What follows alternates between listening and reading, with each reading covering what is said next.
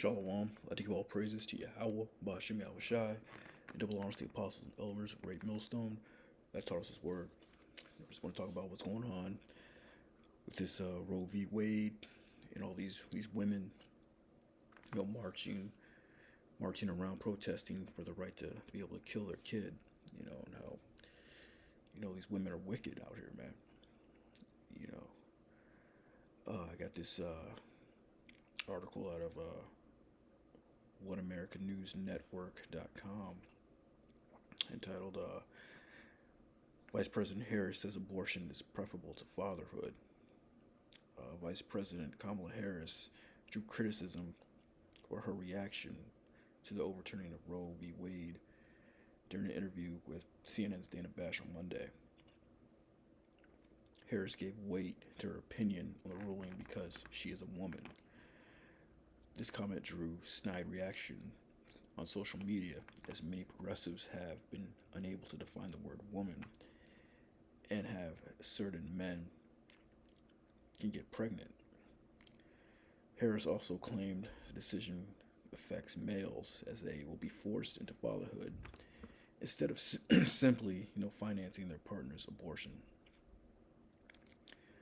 On Friday, liberal critics lambasted a picture of Harris shared herself watching the Supreme Court's decision aboard Air Force Two. This is her tweet. I know there are women out there who are afraid. To those of you who feel alone and scared, I want you to know that the president and I are fighting for you and your rights. We are in this fight together. But yeah, that abortion, that's murder, it's wicked. And right here they says Harris also claimed the decision affects males, as they will be forced into fatherhood instead of simply financing their partner's abortion. It's simply and easy. Just go ahead and just kill your kid,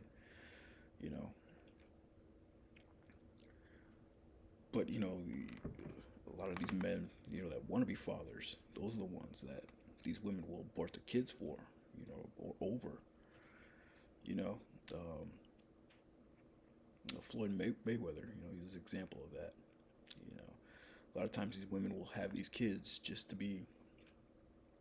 use them as a weapon against the men. Usually a lot of times the men that want to be fathers, those are the women that abort the kid. But these fetuses, they have life. There's a spirit in them. So it actually is murder. There's another article from abc.net.au, based out of Australia. It's about a video of an abortion entitled "The Silent Scream," created by this guy Bernard Nathanson. It's called "An Anti-Abortion Video Shown in Catholic Schools Traumatized Me, and I Didn't Even See It."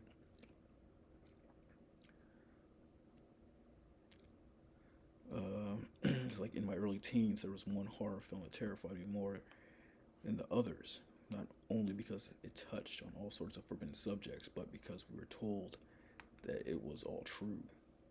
It was called The Silent Scream, and if you went to a Catholic school in the 1980s or 90s, it's highly likely that you saw it.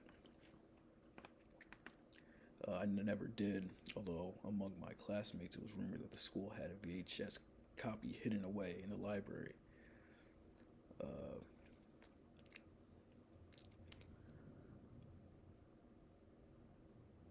Just skipping down, I'm not going to read the whole thing. It was from these ultrasound images, and they actually capture these abortions,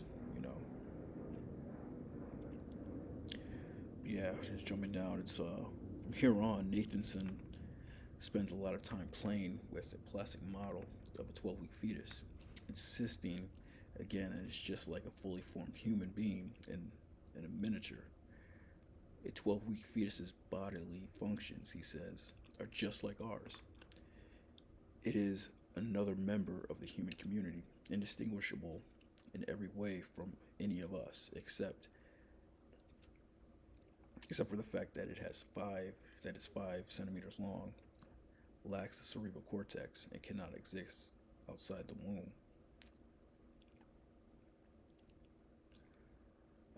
Here he explains how an abortion is performed, showing us various instruments that are employed, including a device that he tells us is used for crushing the fetus's skull. And now, finally, it is time for the film's climax, the actual abortion, seen via ultrasound. Nathan Sun settles down next to the television set with his plastic fetus beside him and describes what we're seeing on the screen. The child is moving quietly in its sanctuary, he explains. He then tells us to look out for a shadow at the bottom of the screen, which is the suction instrument there to bring about the child's imminent extinction. There is no question that the child senses the most mortal danger imaginable, he says. And now the big moment arrives. Nathan Sun pauses to point out the fetus's open mouth, its screaming mouth, the silent scream itself. So yeah, I mean, there is a definite spirit, in these fetuses, man. So it's not just something you can just simply, just finance and take care of it, and you're committing murder,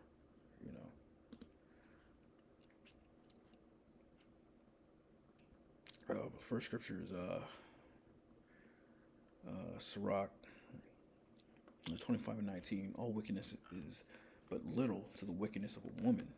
Let the portion of a sinner fall upon her. Yeah, man, these women are just marching around protesting, man, so that they can kill these kids. I mean, it's sickening, It's crazy. It says, all wickedness is little but to the wickedness of a woman, man. So these women out here, man,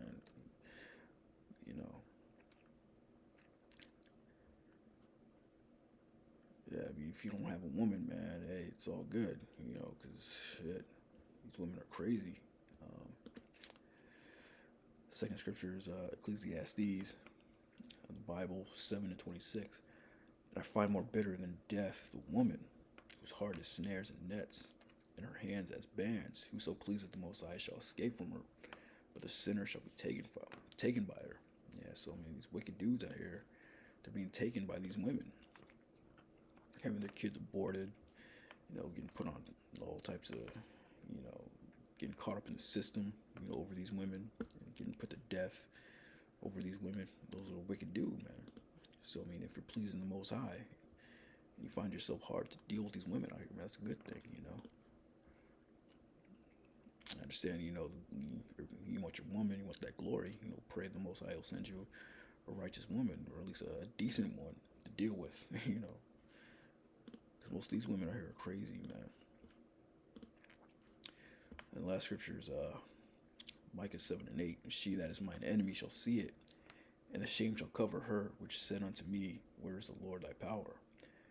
Mine eyes shall behold her, and now shall she be trodden down as the mire of the streets, as the mud. So yeah, I mean, these women, they are our enemies, man. And I got this document, policy report, you can view the report at congress.gov.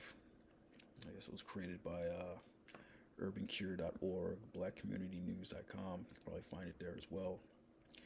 But it's the effects of abortion on the black community. Just want to get this point right here. The abortion consumer, disproportionately, the leading consumer of abortionist services is the African American female.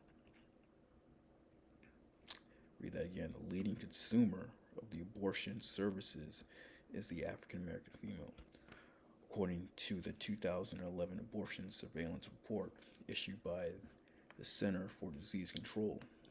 Black women make up 14% of the childbearing population, yet obtain 36.2% of reported abortions. Black women have the highest abortion ratio in the country, with 474 abortions per 1,000 live births. Percentages at these levels illustrate that more than 19 million black babies have been aborted since 1973. So if that's not an enemy, I don't know who is, man. Uh, all this was by design by a woman named Margaret Sanger. If you scroll down, it's the racist and eugenic roots of the abortion movement. It is no accident that abortion has become so deeply entrenched within the black community. Margaret Sanger, founder of the American birth control movement, was a leading spokesperson and activist in promotion of controlling the birth rate among blacks and others she considered genetically inferior. An avid supporter of eugenics, Sanger became a formidable force when pushing her Negro Project, designed to employ black leaders to promote first birth control and later abortion as viable option for family planning.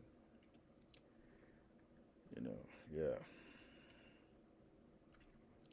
Sanger believed it was necessary to reduce the birth rate among the diseased, the sickly, the poverty stricken, and antisocial classes, elements unable to provide for themselves, and the burden of which we are all forced to carry.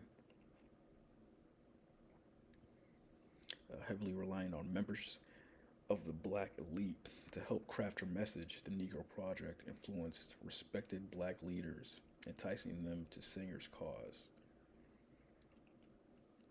Yeah, so scrolling down to paying black staff members into the six figures. Planned Parenthood and other abortion supporters have fanned their advocates across the black community, spouting a deceptive but unified message of the lack of access to quality health care, supported by the funds provided through such foundations as those headed by the Fords, Rockefellers, Carnegies, Gates, Soros, and others. So yeah, she that is my enemy, but our main enemy, Esau, man, these elites, that planned all this out, But like the article says, the paper says, black staff members are paid off, to promote promote that eugenics amongst our own people. So, 2/3 of our people have to die as well, man. And the Most High sees all this. All this is coming out in recent years, but, the angels have seen it. The Most High know about it, the Lord's going to get his revenge, man. Especially on these black women, man. We just read, the leading consumer of abortion services are the so-called, African American female, man. It says, like, she that is my enemy shall see it, and shame shall cover her. Which said unto me, where's the Lord thy power? Mine eyes shall behold her, and now she shall be trodden down as the mire of the streets, man. So, these women are going to get it. These elites, yeah, they're going to be the first ones into slavery, so we're going to get them. Lord will. But with that, I just wanted to bring out this whole abortion thing. With that, shalom.